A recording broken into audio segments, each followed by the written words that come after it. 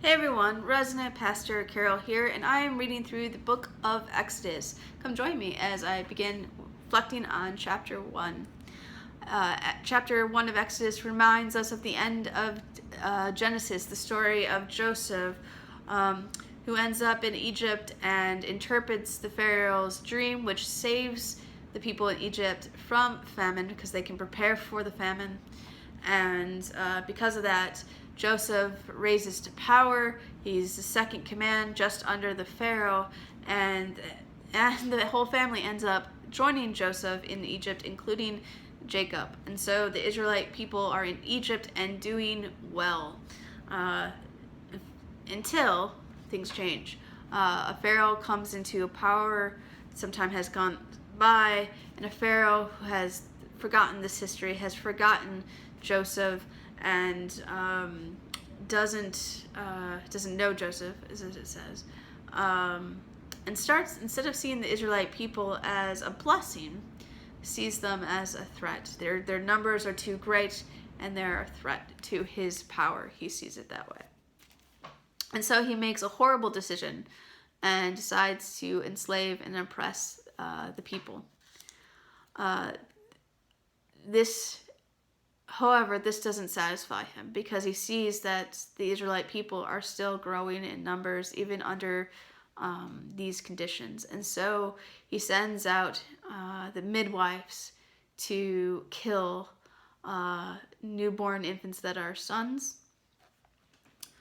The midwives, though, will not do it. They have fear and awe of God, and so they stand up to the Pharaoh, but with a clever lie. The Pharaoh calls on them and says, "Why haven't you followed my orders?" And they say, "Oh, these Hebrew women, they just give birth so quickly. By the time we get there, it's already happened, and so there's nothing we can do." So it kind of plays into his ignorance a little bit as well. But this is not the last time we'll see brave, faithful women in Exodus. So I am drawn to that. I am drawn to sometimes as faithful people, we may be called on to have these moments of bravery, to say no to injustice. I'm also drawn to the Pharaoh forgetting, and that the Israelite people are a blessing, that forgetting that we journeyed together, that sin, that brokenness that gets in us our way to not see our neighbor or even a stranger as a blessing, causes all this destruction. So that is what I am reflecting on.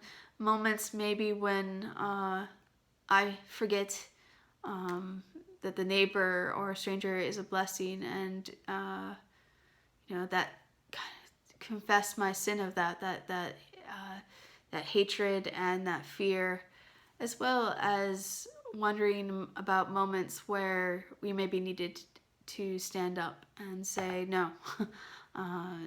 I hear what you are asking me, but there is a higher power that is telling me that I cannot do this. So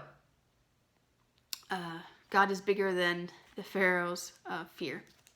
So see you next Tuesday, where I hope to continue on in the book of Exodus.